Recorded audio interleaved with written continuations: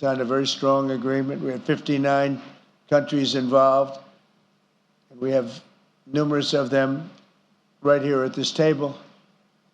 Like, as an example, Indonesia, my new friend. Thank you very much for helping. We appreciate it. I want to thank Malaysia and Brunei as well as my friend, President Prabowo of Indonesia, for their incredible support of these efforts to secure the new day for the Middle East. It really is a new day. There's never been a period of time like this.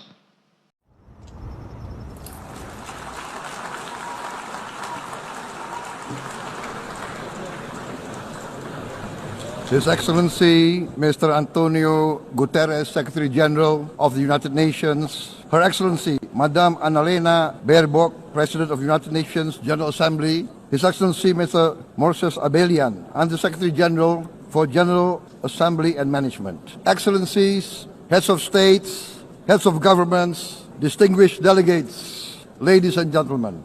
It is indeed a great honor for me to stand in this august General Assembly Hall among leaders and representatives who represent almost all of humanity.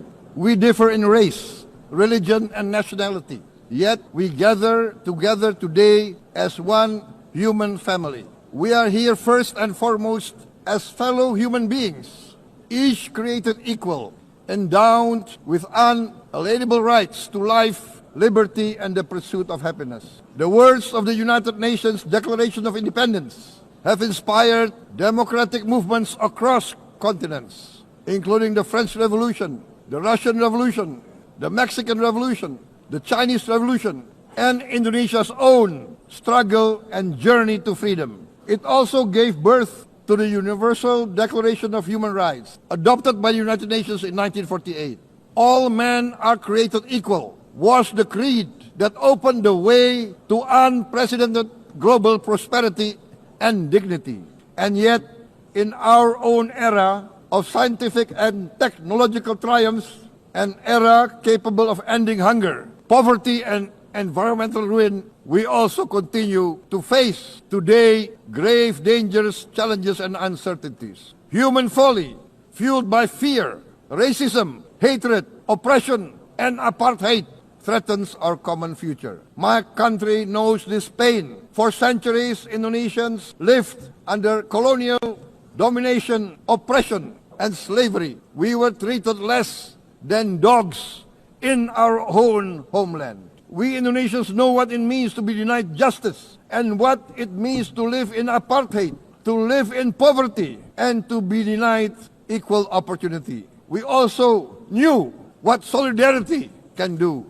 In our struggle for independence, in our fight to overcome hunger, disease, and poverty, the United Nations stood with Indonesia and gave us vital assistance. Decisions made here based on human solidarity by the Security Council and this Assembly gave Indonesia independence, international legitimacy, opened doors, and supported our early development through the efforts of the United Nations Children Fund, the United Nations Food and Agriculture Organization, the FAO, the World Health Organization, and many, many other United Nations institutions. And because of that, Indonesia today stands on the cusp of shared prosperity and greater equality and dignity. Madam President, Excellencies, our world today is driven by conflict, injustice, and deepening uncertainty. Every day we witness suffering, genocide, and blatant disregard for international law and human decency. In the face of these challenges, we must not give up. As the United Nations Secretary General said, we cannot give up. We cannot surrender our hopes or our ideals. We must draw closer, not drift apart. Together we must strive to achieve our hopes, our dreams. The United Nations was born from the ashes of the Second World War that claimed scores of millions of lives. It was created to secure peace, security, justice, and freedom for all. We remain committed to internationalism, to multilateralism, and to every effort that strengthens this great institution. Today, Indonesia is nearer than ever before to meeting the Sustainable Development Goals of ending extreme poverty and hunger. Because years ago, this very chamber chose to listen and uphold social and economic justice. We will never forget. And today, we must never be silent while Palestinians are denied that same justice and legitimacy in this very hall. Excellencies, Thucydides warned, the strong do what they can, the weak suffer what they must. We must reject this doctrine. The United Nations exist to reject this doctrine. We must stand for all, the strong and the weak. Might cannot be right. Right must be right. Indonesia today is one of the largest contributors to United Peacekeeping Forces.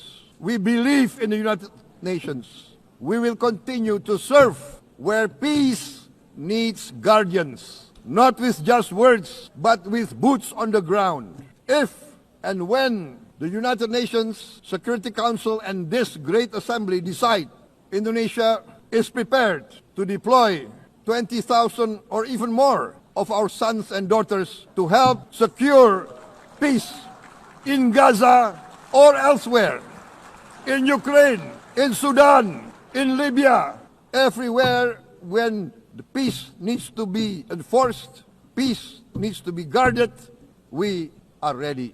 We will take our share of the burden, not only with our sons and daughters, we are also willing to contribute financially to support the great mission to achieve peace by the United Nations. Madam President, Excellencies, I propose to this Assembly a message of hope and optimism, grounded in action and execution. Today, we heard the speech of Madam President, the President of the United Nations General Assembly. Yes, it is true what she said. Without the International Civil Aviation Organization, will we be here today? Will we sit in this great hall? Without the United Nations, we cannot be safe. No country can feel secure. We need the United Nations, and Indonesia will continue to support the United Nations, even though we still struggle, but we know the world needs a strong United Nations. The world's population is growing. Our planet is under strain. Food, energy, and water insecurity haunt many nations. We choose to answer these challenges directly at home and to help abroad wherever we can. This year, Indonesia recorded the highest rice production and grain reserves in our history. We are now self-sufficient in rice, and we are starting now to export rice to other nations in need, including providing rice for Palestine. We are building resilient food supply chains, strengthening farmer productivity, investing in climate-smart agriculture to ensure food security for our children and for the children of the world.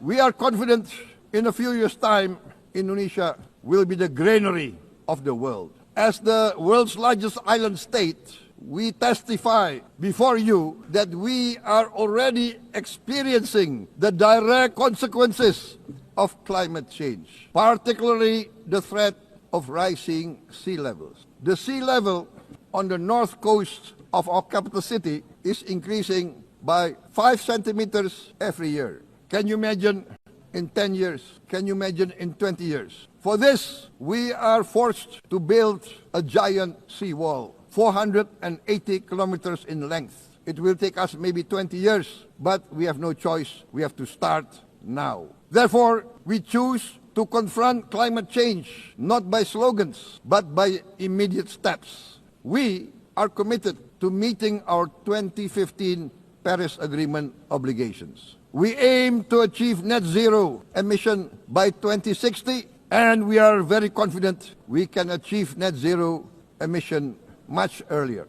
We aim to reforest more than 12 million hectares of degraded forest, to reduce forest degradation, to empower local communities with quality green jobs for the future. Indonesia is shifting decisively from fossil fuel-based development towards renewable-based development. From next year, most of our additional power generation capacity will come from renewables. Our goal is clear: to lift all of our citizens out of poverty and make Indonesia a hub for solutions to food, energy, and water security. Madam President, Excellencies, we live in a time when hatred and violence can seem to be the loudest voices. But beneath this loud noise lies a quieter truth that every person longs to be safe, to be respected, to be loved, and to leave a better world to their children. Our children are watching. They are learning leadership, not from textbook, but from our choices. Today, still, a catastrophic situation in Gaza is unfolding before our eyes. At this very moment, the innocent are crying for help, are crying to be saved. Who will save them? Who will save the innocent? Who will save the old and women? Millions are facing danger at this very moment. As we sit here, they are facing trauma. They are facing irreparable damage to their bodies. They are dying of starvation. Can we remain silent? Will there be no answer to their screams? Will we teach them that the human family can rise to the challenge? Madam President, we must act now. Many speakers have said that. We must stand for a multilateral order where peace, prosperity, and progress are not the privilege of a few, but the right of all. With a strong United Nations, we can build a world where the weak do not suffer what they must, but live the justice that they deserve. Let us continue humanity's great journey of ideals, the selfless aspirations that created the United Nations. Let us use science to uplift, not use science to destroy. Let rising nations help others to lift themselves. I am convinced that the leaders of the great world civilizations, civilizations of the West, of the East, of the North, of the South, leaders of America, Europe, of India, China, the Islamic world, the whole world, I am convinced they will rise to their role demanded by history. We are all hopeful that the leaders of the world will show great statesmanship, great wisdom, restraint, humility, overcome hate, overcome suspicion. Madam President, distinguished delegates, we are greatly heartened by the events of the last few days, where significant leading countries of the world have chosen to side with history, to choose the right side of history, the path of the moral high ground, the path of rectitude, the path of justice, the path of humanity, to shun hatred, to overcome suspicion, and to avoid the use of violence. The use of violence will beget violence. No one country can bully the whole community of the human family. We may be weak individually, but the sense of oppression, the sense of injustice has proven in the history of mankind that this sense of injustice, this sense of oppression will unite into a strong force that will overcome this oppression, that will overcome this injustice. To close, I would like to reiterate again Indonesia's complete support for the two-state solution in Palestine. We must have an independent Palestine, but we must also recognize, we must also respect, and we must also guarantee the safety and security of Israel. Only then we can have real peace, and no longer hate and no longer suspicion. The only solution is this two-state solution. Two descendants of Abraham must live in reconciliation, peace, and harmony. Arabs, Jews, Muslims, Christians, Hindus, Buddhists, all religions, we must live as one human family. Indonesia is committed to being part of making this vision a reality. Is this a dream? Maybe, but this is the beautiful dream that we must work together towards. Let us work towards this noble goal. Let us continue humanity's journey of hope, a journey started by our forefathers, a journey that we must complete. Thank you. Wassalamualaikum warahmatullahi wabarakatuh. Shalom. Om Santi, Santi, Santi Om. Namo Buddhaya. Thank you very much. May God bless us all. May peace be upon us. Thank you very much.